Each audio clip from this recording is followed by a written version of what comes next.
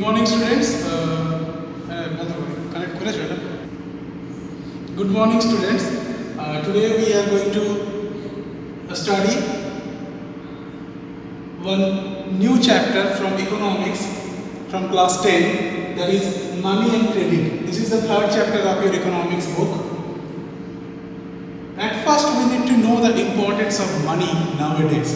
In our everyday life, in every sphere of our life, you can see how much important money is. Without money, you cannot buy anything. But first, we need to know how money become a medium of exchange. If I define money, then only one definition comes, that is, money is a medium of exchange. Now the question is, how money become the medium of exchange? Before several days, if I talk about ancient times, when for the first time exchange system started, at that time the system was called barter system. Barter system. What is barter system? Barter system means exchange of goods. Suppose I need a pair of shoe and someone from my village, he need rice. Then we need to exchange our goods so that he can get the shoes and I can get the rice. So this is one exchange process. I will give my thing to him or her, or she or he will give to me. Then our needs will fulfill. But one problem is there, coincidence.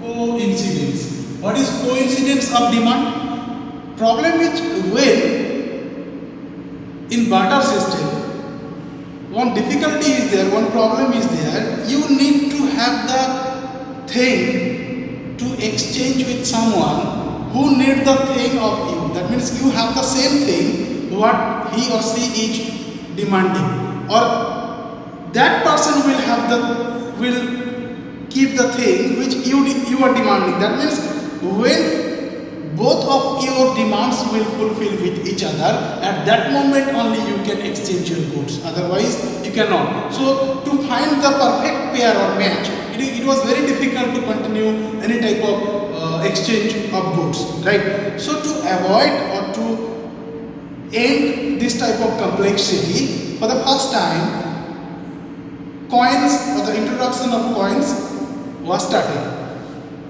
For the first time, the coins were made out of copper, silver, gold coins. Later on, this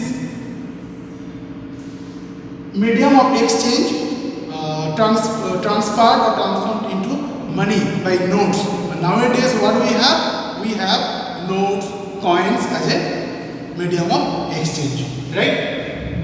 Now, modern form of money. Now we have money as a modern form of exchange, right? Now money, how this money is processed, how the things are processed. For the first time we are going to study about currency in your book. In your book, for the first time, the currency, the structure of currency or the process of currency is given. What is currency? Currency is the outcome of exchange. That means what you are going to exchange, the thing is called currency, or by which you are going to exchange anything. The currency in India or in our world nowadays, the currencies are in the form of paper notes or coins. In India, currency or the notes or the currencies are provided by RBI, Reserve Bank of India, in the supervision of central government. So central government is the higher authority. After that, central government is giving responsibility to RBI, and RBI is issuing notes and coins, right? So without the supervision of RBI or central government, RBI cannot issue this currency or these notes. Now the problem is here, no other institution in India has the right to issue notes. Only one and only institution, which is called RBI. RBI has the right to issue notes on behalf of the central government. Now, deposit with banks. If I see that in the end of the month I am able to save some money. Suppose previous month salary, I got previous month salary 30 days ago, and now I am getting the second salary or the next month salary, and I can see that from last month's salary I have some extra. So what to do with the extra? Obviously I need to save the money. I need to save it in a secure place. So the government, from the government side or by the government, by the help of the government, in the supervision of RBI, several banks are there who are saving or who are taking our money in their bank, and they have some different functions. Later I will discuss them. But in banks we deposit that money and we can get it back when we need, or when I will demand. That time the bank will give it back to me. Now what is the profit of giving the extra money to bank? The bank will provide us certain amount of interest. That means extra money. After some days we will get extra money. What amount of money we are depositing, after certain days we will get some extra money, and in our demand, whenever we want, we can get it back. So because in our demand we can get it back, that is why the name is given demand deposit. This type of deposit are called demand deposits, right? So these demand deposits, sometimes they create difficulties. Suppose you are physically not fit to go to the bank or to withdraw your money, but you need your money now, or you need to send your money to someone from your relatives, but you cannot go physically there. So to solve this problem also, the bank issues check by the name of the account holder who is saving money. Check is issued by the name of the account holder. What is the function of the check? In or on the check you can see one option is there to write the name of the person whom you are going to give the money. One column is there where you will write the amount, and your signature is a must there, and date also. So by check you can pay to anyone, not by going physically to the bank. Only by signing the check you can give to another person, and the person who want the money, he can go to bank, and by showing the check he can get the amount from the bank. So this type of activities are done by banks. Now loan activities of banks. One thing we have to remember, banks are giving money from us and they are giving some extra after some days. Now where from they are getting this extra amount? They are not they are not there to give us some extra facilities. No, they are not giving anything extra. Actually they are also using that money which we are saving in their banks. Suppose certain amounts of interest they are giving us, but our money which they are getting or keeping, they will give to others in the form of loan in huge interest. That means it can be more than a double which the banks are paying to us. They are taking more than double. So this type of facilities the banks are giving, and this is the profit of bank. Let me draw one graph here. Suppose we are giving amount X to the bank, and this X is given by only me. Now suppose the bank has 1000 account holders. Now it means 1000x, right? The bank has 1000x. Now 1000 account holders are not going to demand the money together, so they have the deposits. Now this 1000x, for that the bank is giving us 5% interest. Suppose, I am not giving you exact, suppose 5% interest we are getting from the bank.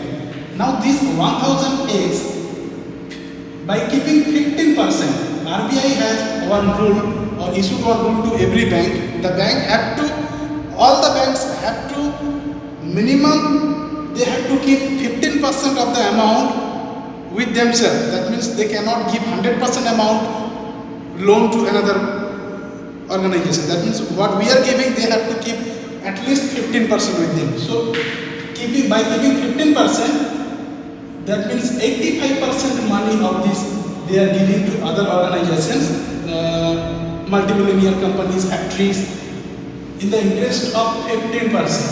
So you can see here 5% they are paying to us, but they are taking from others 15%. So 10%, 15 minus 5, 10% is their profit. It is the profit of the bank. So the bank is obviously having a huge number of profit, but we are also getting benefited by the banks. Now, different credit situations. What is credit? First of all, we need to know what is credit. Credit means to take loan or take money from others in the terms of future payment. That means we are taking the money and we are promising them to give it back in future. This is called credit. There are two types of credit situations. One, by taking credit, someone get benefited, someone get devastated. So there are two types of credit situations. One is positive situation, one is negative situation. I am giving examples. Suppose I have taken a certain amount of loan from bank and I have utilized it by running one business, and after certain days or after 1 or 2 years I am repaying the loan to the bank, I am getting it back to the bank, and at that time or in between this time I got enough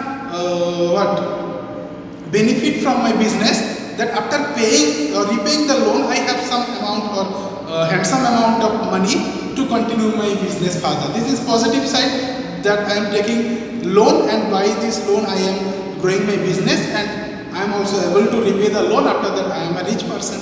But what is the negative side? What if you cannot repay the loan?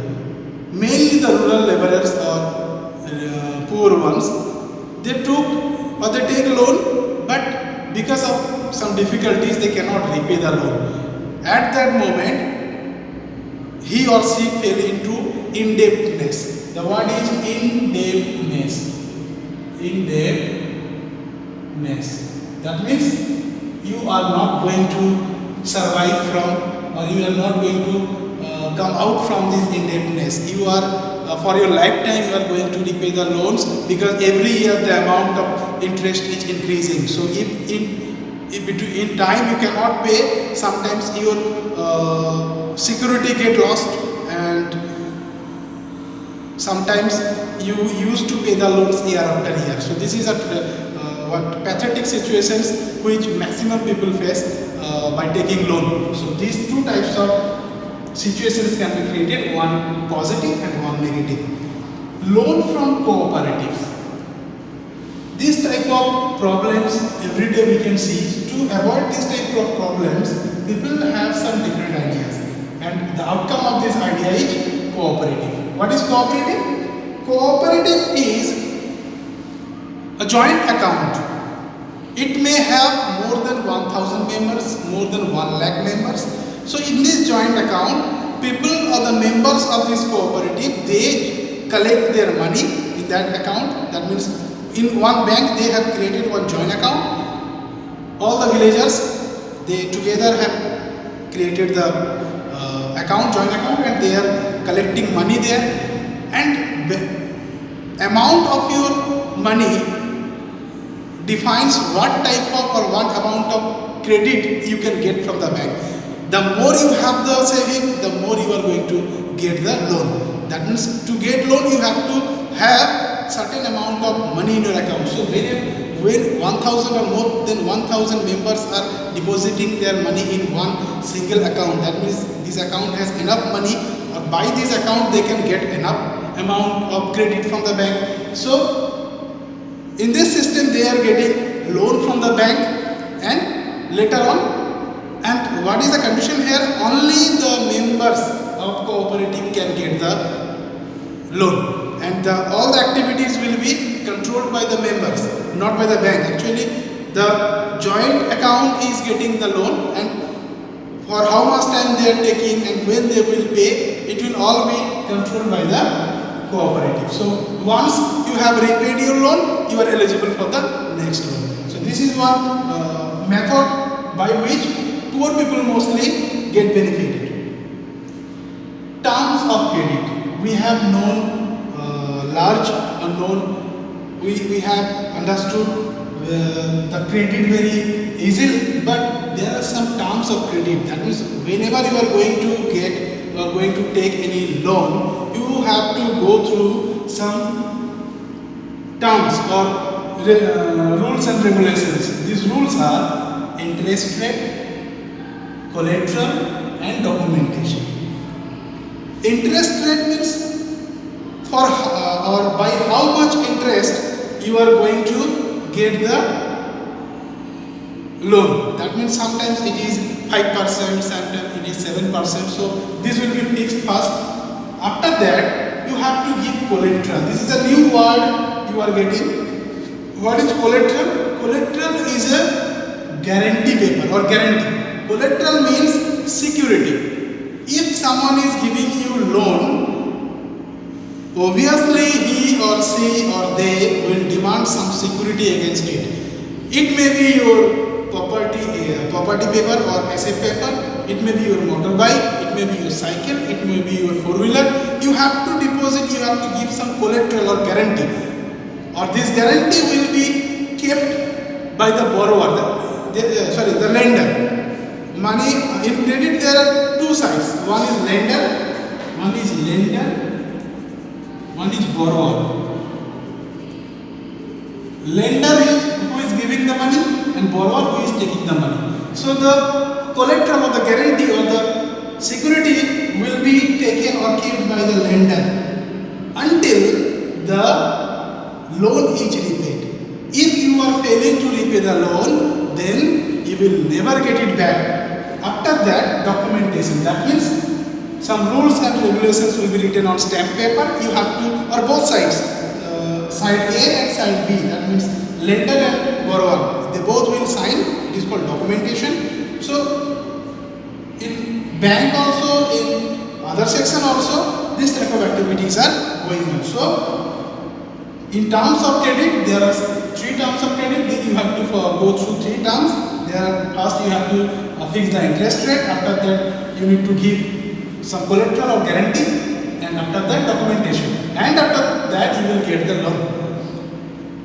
Now, formal and informal sectors of credit. We have 2 types of credit systems. One is formal, one is informal. What is formal? The credit system which is done or controlled in the supervision of RBI, that is called formal sector. What is informal sector?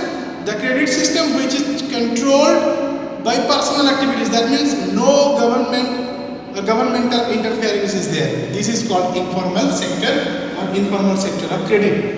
In formal sector means banks, cooperatives, panchayats, post office. These type of sectors are called formal sectors. And what is informal sector? Informal sector means you are taking loan from money lender, that means Sethji, businessman, your friend, your relatives. Now we have to decide or we have to know which is good, formal or informal. Now we have to study these 2 things broadly. In formal sector of credit is better than informal sector of credit. Why? Formal sector of credit is controlled by RBI, hence you have less risk here. But informal sector of credit is not done by any governmental institutions, so you have greater chance of loss there. That means in informal sector there are much more mess there. But people used to continue their credit systems or loan activities by the help of informal sectors only. What is the problem here? Because formal sector includes several numbers of steps to follow, some rules, regulations. If you want your money now, you need your money now. Suppose your family member is ill, but now you cannot get the money from formal sector. You have to go through several documentation, several signatures, several steps to follow. After some days you will get the money if you are eligible. But informal sector doesn't need any type of eligibility. You give your collateral or guarantee and take the money whenever you want. So in rural areas or village areas, mostly people are engaged with informal sectors, and this is a shame for our country that we are not getting adequate credit facilities from the formal sector. We are bound to go through informal sector. Now go through this graph here. You can see I have one graph here. It is of credit system by the total people or one town. Now you can see cooperative or society banks, from these things people got 25%. 25% loan they have taken from cooperative society or banks. Landlords, from landlords 1%. Other institutional agencies 5%. Commercial banks 25%. Money lender 33%. Relatives 8%. Other non-institutional 2%. Government 1%. Now let us join. This is formal. This is formal. This is formal. This is formal. Now join these percentages: 25, 26.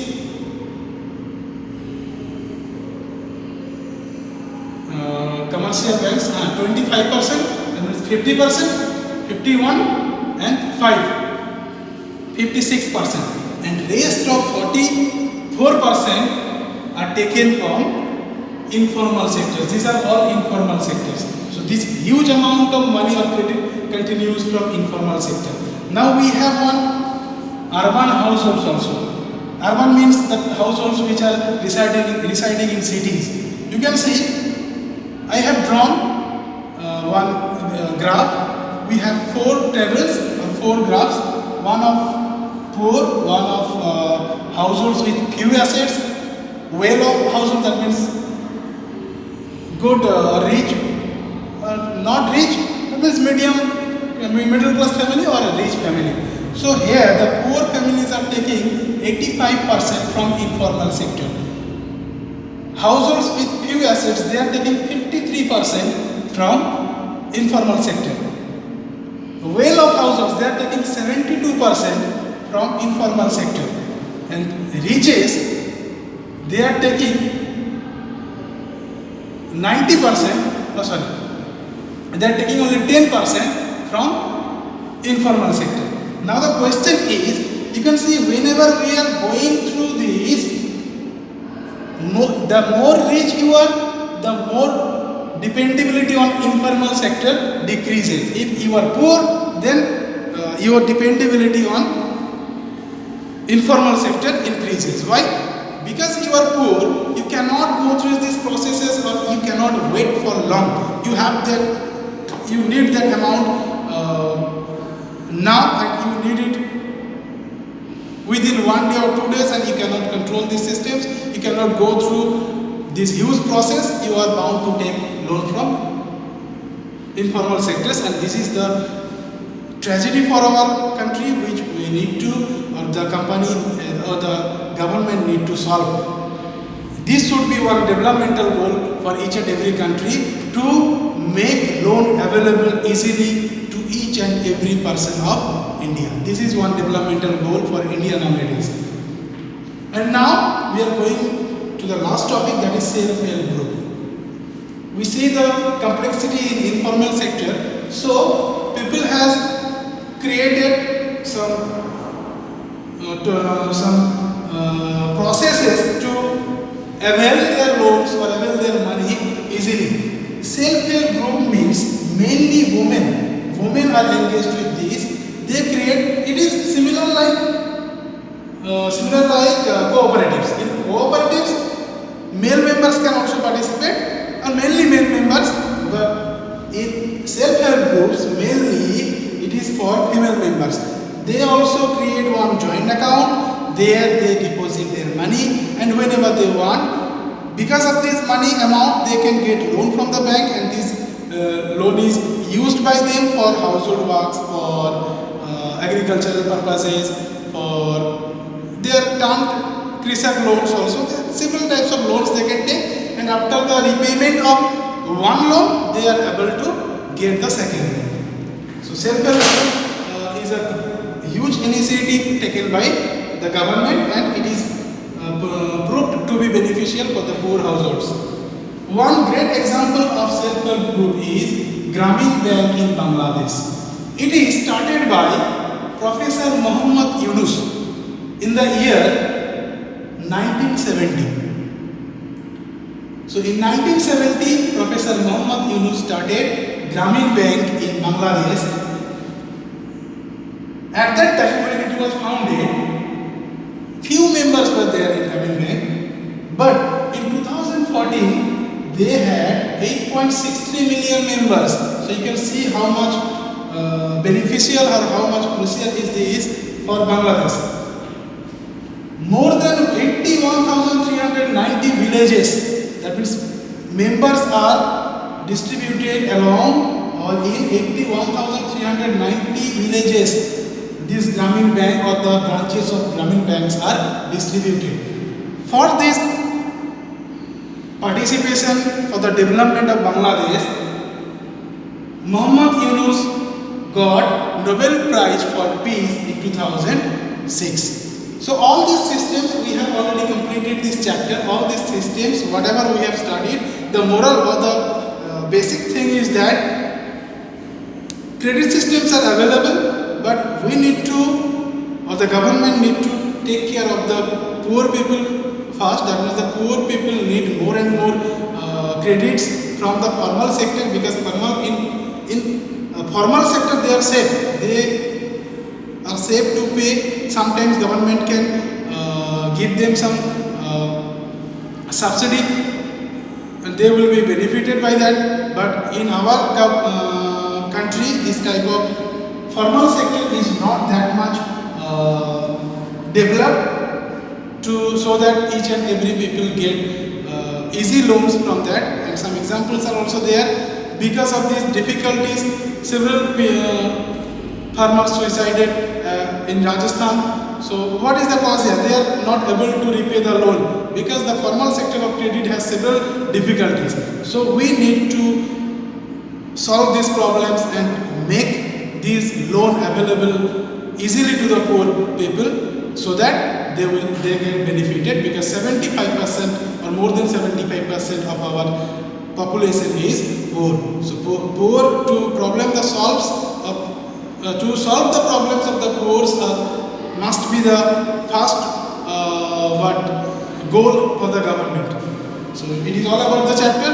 I will send your NCERT questions with answers in your group, and you try to read it thoroughly and have a look to the examples given. Some stories are given. Go through the stories first